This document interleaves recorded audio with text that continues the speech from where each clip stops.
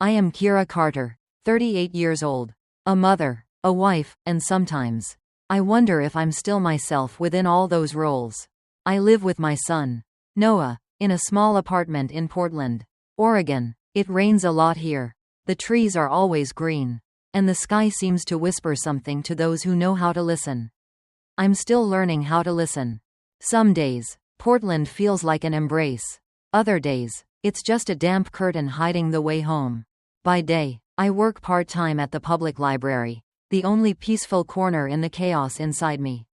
The smell of old paper, the curious eyes of kids searching for comic books, and the elderly coming in to rediscover lost memories through poetry.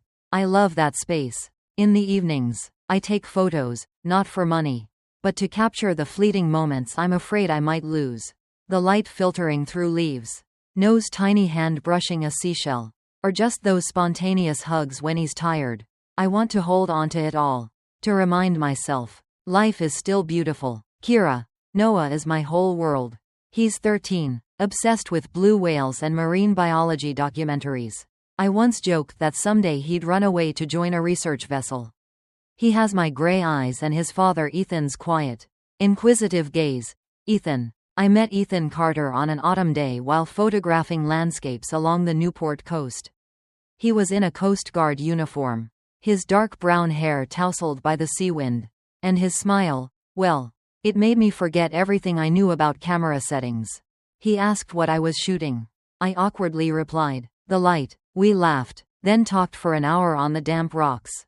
Then came coffee, handwritten letters from distant waters, and a love that bloomed from distance but never felt cold. Ethan was the kind of man people say is too good to be true. Gentle, responsible, and fully present in the rare moments he was home, even though his job as a Coast Guard officer meant no stable hours. He always tried to be there for the little things, parent-teacher meetings, Noah's first soccer game, or just when I needed someone to sit quietly beside me and hold my hand. I knew being the wife of a sea-bound man wasn't easy. There were nights I lay alone, hugging a pillow, heart hollow, calls that rang once and fell silent. I had to train myself not to imagine storms, not to let fear overtake reason. And Ethan, he knew. He wrote me letters, even when emails would have been faster. In every stroke of his pen, I felt his presence. I miss your laugh. I'll be home before Thanksgiving. I promise. You are my home. Kira. Noah grew up with a rhythm of hellos and goodbyes at the airport, each one an adventure. Ethan taught him how to fold blankets like a soldier, told him stories about whales and compasses, and the kind of lessons that don't come from textbooks: courage, honesty, and unconditional love. Every time I saw them on the floor, assembling a model ship, I'd think, I'm so lucky, and I trusted him completely. Ethan never gave me a reason to doubt. He loved Noah, he loved me, and he loved the sea. I accepted the gaps he left when he deployed, because when he came home, he brought his whole heart with him. We used to say love wasn't measured by the number of days we were together, but by how we were together on the days we had. I don't know when the cracks began. Or maybe I do, and I just chose not to look too closely. We still lived together, clinging to a faded photograph. For Noah, out of duty, and maybe because I wasn't brave enough to admit that love can die, even when the people are still alive at that moment. I didn't know everything was about to change.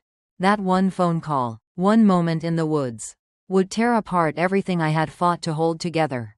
But before the storm hit, I was still just a woman trying to be a good mother, a kind wife, and not lose myself in a life full of unnamed shadows. That Thursday afternoon, I was sitting in the usual cafe at the end of the street.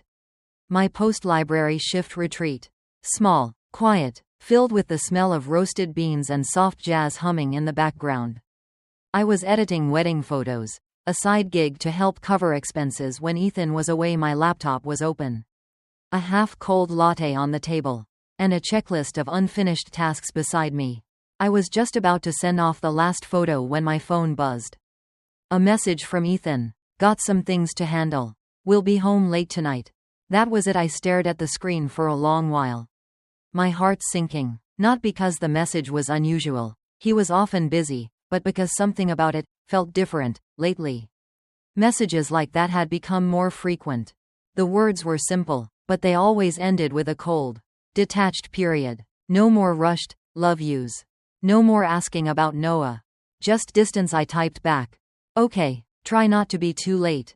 Sent. No reply. Just like the last few times, I shoved the phone back in my bag, forcing my focus back to the photos and deadlines.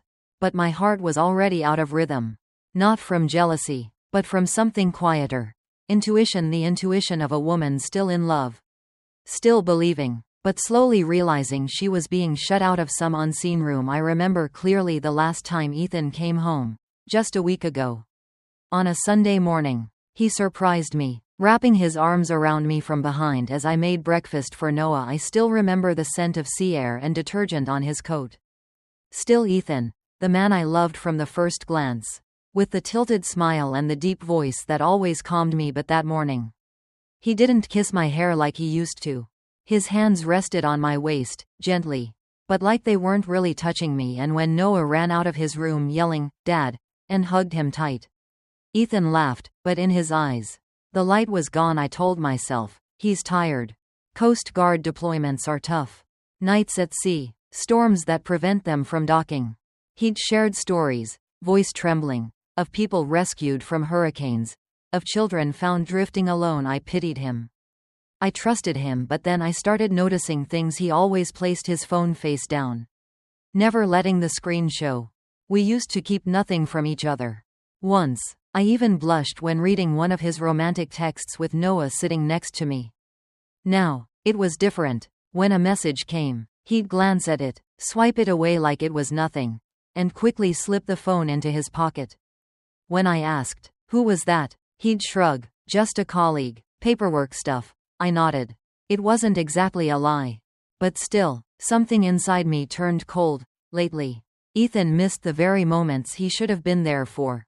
Noah's birthday, parent-teacher meetings, even our anniversary. When I gently brought it up, he simply said, "I don't get to choose the timing, Kira." And just like all the times before, I swallowed my words. Then one day, I saw a photo Claire posted on her personal page. A blurry shot, side angle, taken in an upscale city restaurant. Dim lights, red wine, 2 glasses, 2 plates. I zoomed in, scanned the edge of the table, and my heart stopped. The man's wrist in the photo wore a watch identical to Ethan's, the one I gave him to celebrate his promotion to patrol team leader, with the engraving, "Home is the harbor," on the inside. I wasn't sure. And I didn't ask. I was afraid, not afraid of losing Ethan, but afraid of losing the trust I had held onto throughout 12 years of being his wife. I met Claire at our usual cafe by the Willamette River, the place where I often edited photos and let my mind drift with the quiet current. Claire was always beautiful, always put together, her hair loosely curled, her lips a soft terracotta that suited her fair skin. She looked like the kind of woman who had it all: beauty, a career, and a hint of mystery. Claire arrived on time, as always. A caramel-colored coat hugged her slender figure, and a familiar perfume lingered in the air, the same scent. But it no longer comforted me like it used to. We were best friends. We sat across from each other at a familiar table, in a place I once believed was safe. Outside, the maple leaves had begun to change, fiery yellow, burning red, as if autumn was trying to set something ablaze before winter came. "You look good," I said, taking a sip of cappuccino. "Still working at the gallery?" "Yeah. Lots of exciting projects lately." Claire smiled, her eyes lit with enthusiasm. "I just hung some abstract pieces at a new gallery opening in the Pearl District." "Oh, and Ethan stopped by the other day, after coming back from Newport." I looked up. "He dropped by the gallery?" I asked, keeping my voice even. "Yeah. He said the sign looked interesting. So he came in. He picked out a painting for me. Said it was a thank you gift, probably for connecting him with some media partners or something." I nodded slowly, my lips tight around the rim of my cup. "An abstract painting. A gift. Thank you gift." That phrase cracked like thin glass in my mind. Claire didn't seem to notice, or pretended not to. She pulled out her phone, found the picture, and leaned in to show me. "Here. Isn't it stunning? Cold tones. Kind of lonely. I love it." The painting was a fractured wash of blue-gray, Brush strokes like undercurrents beneath the sea. Strange. It was the exact same palette as the photo Ethan took at the coast during his last work trip. The one I had color corrected for him to post online. It felt like two scattered puzzle pieces had just snapped into place. A chill crawled down my spine. I smiled, trying to keep my tone light. Yeah, it's unusual. Claire put away her phone and started talking about an upcoming exhibition. Her voice floated around me through a fog in my mind. Part of me wanted to dismiss the feeling. Who suspects their best friend? Who suspects the man who calls home every night? But another part, colder, sharper, whispered. Why didn't Ethan tell you about the painting? Why did Claire know exactly when he came back from Newport? What did helping out the other day mean? When I looked at Claire, the woman who cried with me at James's funeral, who stayed over to help with Noah when I was sick, I wanted to believe her. I wanted to believe in something simple, but from that day, a crack had formed, thin, nearly invisible, but I knew deep down. What's cracked will eventually break. Days passed, swept away by the current of life. Morning shifts at the public library were filled with overdue books and new card applications. Kids giggled in the story corner, and elderly patrons asked how to load ebooks onto aging Kindles. In the afternoon, I squeezed in photo edits for a couple's engagement shoot, the only freelance job I had left from summer. A side gig to patch up the gaps my salary couldn't cover. Evenings were filled with nose math homework, quick dinners, laundry, and follow-up appointments after the accident. Some nights, I collapsed in bed only to be jolted by a reminder email about monthly reports. Some nights, I fell asleep with my laptop still glowing. There wasn't much room left to think. The coffee date with Claire, the cold-toned painting, Ethan's vague excuses, all like shards of glass shoved hastily into a mental drawer I slammed shut so I could keep going. Maybe I was imagining things. Maybe I was just tired. After all, I still trusted my husband. Didn't I? That Saturday morning began like any other, cold, damp, and calm. I woke to the sound of rain tapping on the windowpane and the faint smell of freshly brewed coffee drifting from the kitchen. Noah was already up, rummaging through his backpack, getting ready for a bike ride with Liam at Forest Park. His jacket was dark, his helmet brand new, his eyes shining like summer seas. I reminded him of the time he needed to be back, and about buying materials for his dolphin project. Be home by 4. Okay, I said, fastening his helmet like I used to when he was small. He grinned, gave me a quick hug, and dashed out the door, leaving behind wet shoes and a silence that felt oddly heavy. I went back to my desk, opened my laptop, and started editing beach photos from the other day. That's when my phone buzzed. A new message from Ethan. Have to stay at base till late. Something came up. Don't wait for dinner. Love you. I stared at the message for a moment, my heart sinking slightly, not because of the words, but because of the feeling. Cold, odd, something came up, had been happening more often lately. Still, I brushed it off. My husband was a Coast Guard officer. Called in when needed. I'd always been proud of that. I was used to his sudden absences. I texted back simply, make sure you eat. Call if you'll be late. A few hours later, as I was deep into editing, my phone lit up with a call from an unknown number. I hesitated, then answered a woman's voice, gentle but tense. Hi, are you Noah Carter's mother? I shot to my feet, heart pounding against my ribs. Yes, I am. Is something wrong? The woman took a deep breath. Your son has been in an accident. A vehicle lost control and hit him while he was cycling in the woods. He's being transported to Portland General Hospital. His condition is very serious. Everything blurred. I don't remember dropping the phone. I don't remember leaving the house. Just the sound of rain hammering the windshield, and my hands trembling on the wheel. My heart beat with one desperate prayer. Please, don't take my son. I started the car without a coat. The streets were hazy through the downpour, like the sky itself was crying. My hands shook so badly I nearly dropped the phone trying to call Ethan. Once, twice, no answer. I tried again. A third time. Ethan, pick up, please, I whispered, voice cracking. Voicemail. I left a message, barely holding it together. Ethan, something's happened, it's Noah. Call me, please. I called again. A fourth time. No answer, and then it hit me. Not just fear for my son, but the deep, spreading realization that Ethan wasn't there in all our years together. No matter where he was, on duty, at sea, Ethan always answered when I called, especially when I said No's name.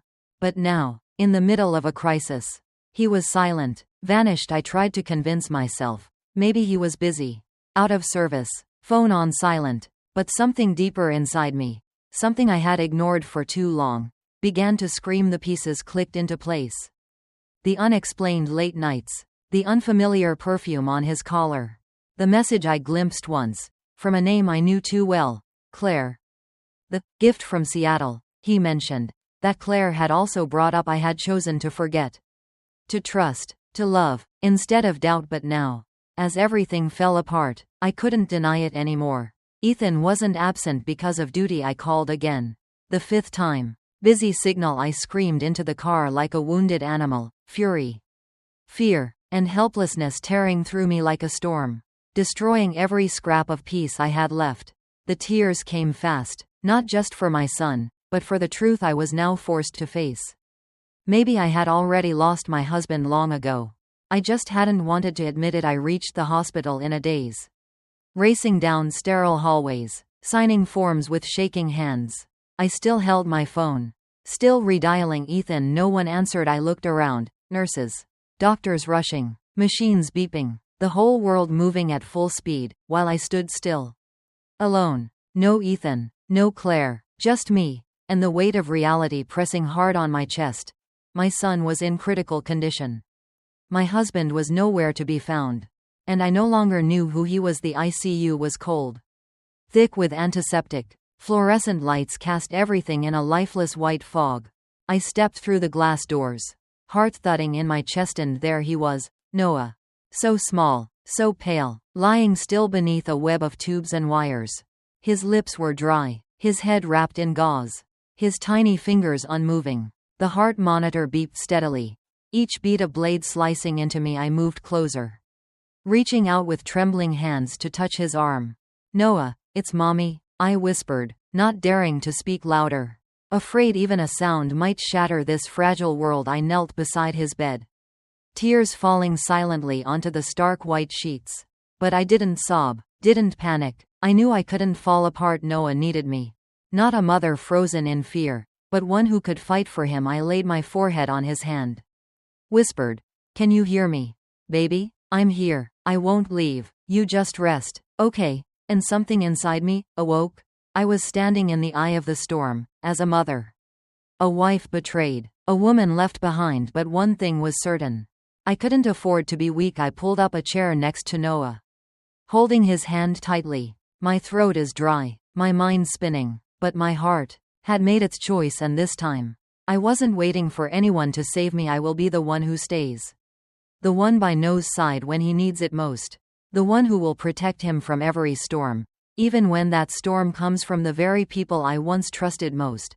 I tightened my grip on Noah's hand and whispered once more, "You're not alone. I'm here. I won't leave."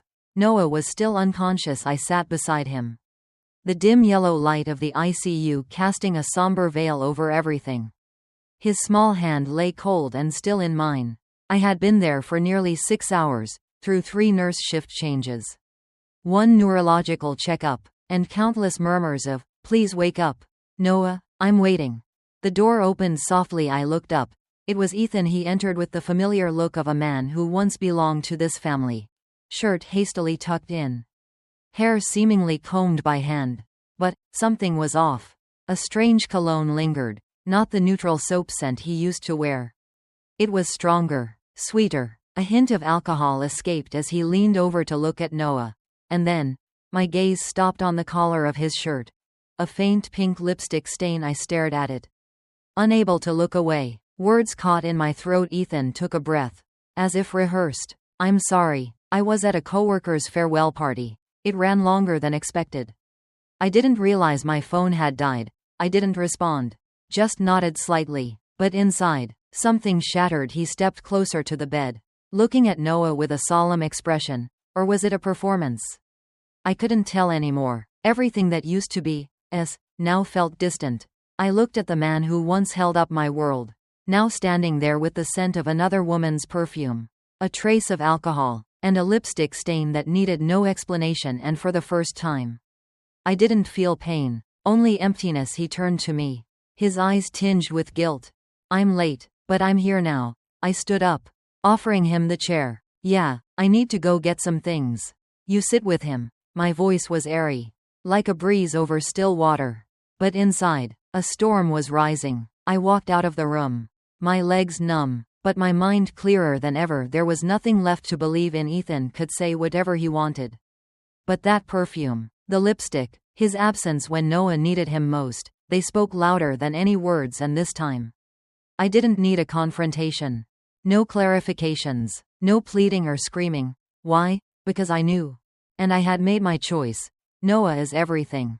The rest, whether it stays or leaves, no longer matters. The days after the accident blurred together like a misty trail in my mind. I lived hour by hour beside Noah's hospital bed, waiting for the smallest twitch, the faintest reflex to reassure me that he was still there, still fighting. I changed his bandages, whispered hoarsely about things he loved, humpback whales, our first camping trip in the woods. Every day, I taught myself how to be a nurse, a night guard, a single mother, and, in a quiet, unspoken way, a woman who no longer had faith in her marriage. Ethan remained. He played the role of the perfect father, bringing me coffee each morning, sketchbooks for Noah, caring for our son as if that night had never happened, as if there had been no lipstick, no strange scent, no absence. He smiled gently, touched my shoulder, and asked if I had slept. I replied. But inside, there was silence. There are silences between two people who were once husband and wife, deep as bottomless pits. I didn't question. I didn't speak. I simply watched. Then, one drizzly afternoon, Claire appeared. I was stunned. I had never called her, never messaged, never posted anything on social media. She entered the room with a large bouquet of sunflowers, her heels clicking against the white tile floor, eyes shining as if fresh from a fancy date. Oh, Kira. My God. Claire hugged me. A rehearsed embrace, expensive perfumes swirling around us. I heard from Ethan. I was shocked. Why didn't you call me? I came as soon as I found out. I paused. Ethan told you? The question didn't seek confirmation. It was a plunge in my gut. Claire continued casually. Yeah. He messaged me that night. Said Noah had an accident. I was at a hotel. On a business trip in Seattle. Hotel. Seattle. A message that same night. I looked at Claire. Her eyes flickered when she saw my expression was unreadable. Oh. Sorry. I shouldn't have said that. Anyway. Claire placed the flowers on the table. Pretending to focus on the sleeping Noah, I stood still, feeling pieces of memory falling into place. The message that night, the unfamiliar scent, the pink lipstick, the unexplained delay of 5 hours. And now, Claire, here not because of friendship, but because she was involved with the man I once trusted most. I didn't ask any more questions. I didn't need to. The truth no longer required confirmation.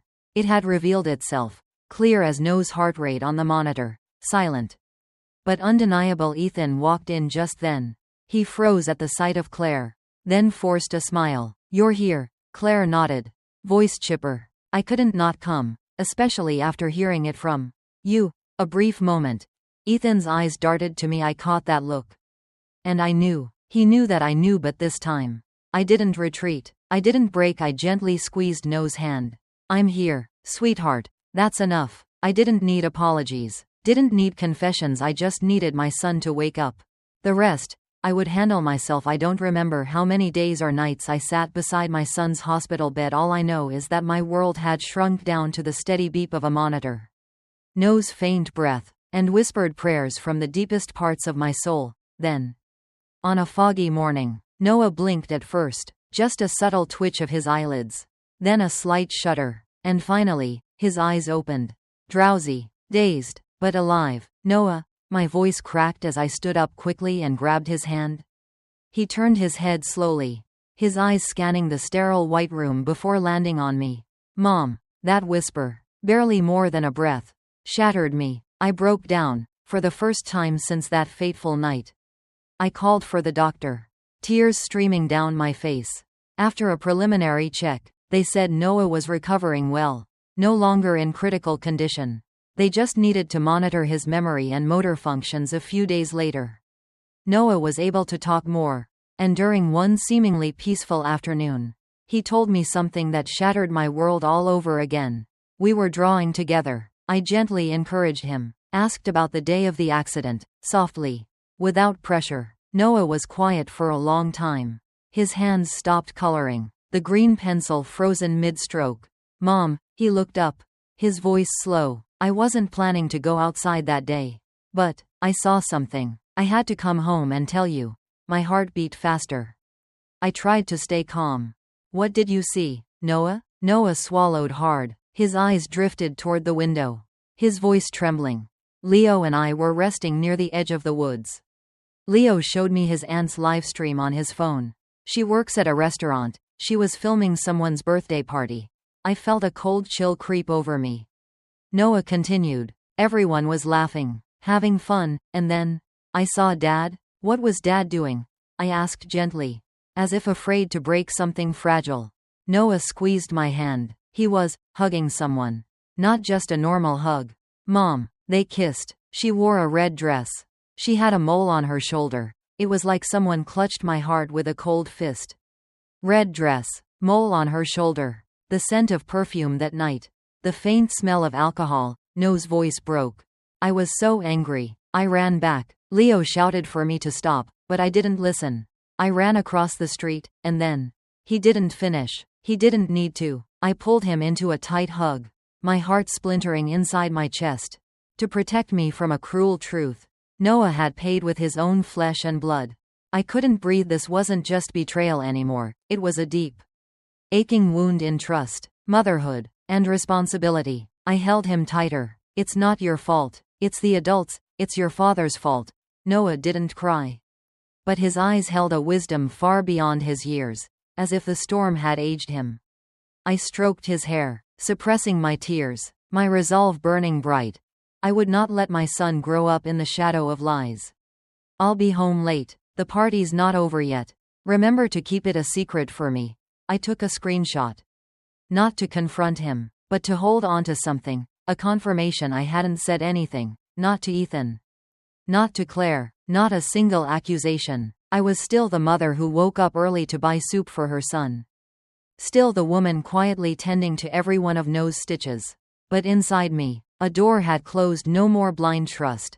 No more blaming myself for not being enough. Now, I needed the truth, not to salvage anyone, but to stand firm for myself. We sat across from each other in the small hospital kitchen, a temporary rest area for patient families.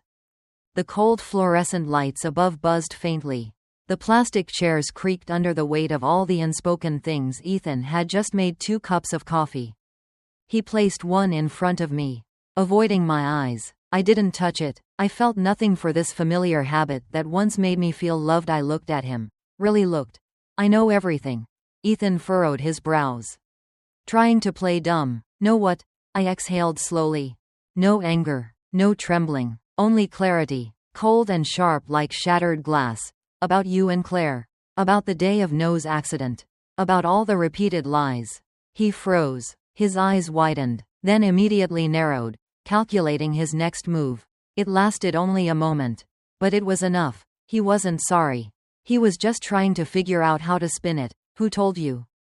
Claire? She might have. I cut him off. My voice was calm, but unwavering. Not Claire. Me. Our son. The strange perfume. The lipstick on your collar. The fake shift schedules. The old photos at Claire's place. The message you forgot to delete. An entire year I pretended not to see, just to hold together a family you'd already let go of long ago. He stayed silent. Lips pressed tightly. There were no excuses left. I pulled out a small envelope and placed it in front of him. This is the divorce paperwork. I haven't signed it yet. I wanted you to be the first to read it. He stared at the envelope like it was some alien object. Something he never expected to come from me. The gentle, forgiving wife. I continued, a little softer. I don't want your money. I don't want your explanations. I just want you to sign this and let Noah and me live in peace. No more shadows of lies. Ethan rubbed his forehead. Kira, I still love you. I smiled. Sadly, For the first time in days.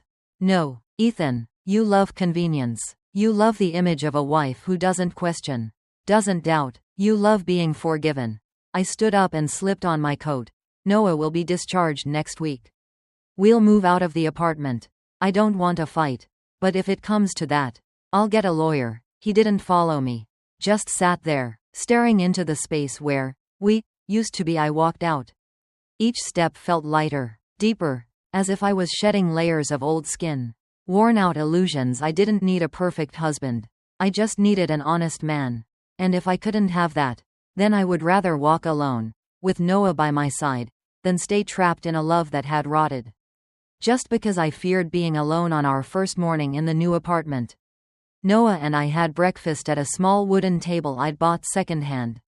Soft morning sunlight streamed through the window, lighting up his hair, now grown out a bit after months in the hospital. It curled at the ends, just like James's used to. Noah, what do you want for lunch today? I asked as he sprinkled breadcrumbs into his soup. He looked up. His eyes brighter each day. Tuna sandwich, like the ones you used to make at the old place. But this time, I want to make it myself. I smiled, my heart exhaling just a little. Then I'll be your sous chef. Okay, the little kitchen filled with laughter. A sound I once thought I'd never hear again. We no longer had the big house. No balcony overlooking the river. No cloud soft sofa. But we had each other and this peace. This was real. Ethan came on a Saturday afternoon. The first time since Noah was discharged. He stood at the door, dressed neatly, a gift bag in hand. His eyes met mine, paused. Unsure if I'd let him in, I opened the door just enough for Noah to see. Dad. Noah shouted, running over. I stepped aside to let them have their moment. Ethan hugged him tightly. I didn't interrupt after Noah went back to his drawing. Ethan turned to me. Kira, I know it's too late. But it is. I interrupted, calm, but clear. It's too late. He searched for words. I never meant to lose you. You're my family. I looked into his eyes, the same eyes I once trusted for years. Now, they only reflected a man full of regret. But regret misplaced. No. Ethan, family is what you walked away from when you choose another path. I tried to hold on, but you let go first. He stepped forward. But I backed away. I won't stop you from seeing Noah. But don't think about getting back together. There's nothing left to mend. I don't love you anymore. He stood there, stunned, then nodded, quietly walked away. The gift bag stayed on the table. I never opened it. 3 weeks later. He came again, then once more the month after. Each time. The same eyes, the same recycled apologies, different words, but the same old story. I wasn't angry.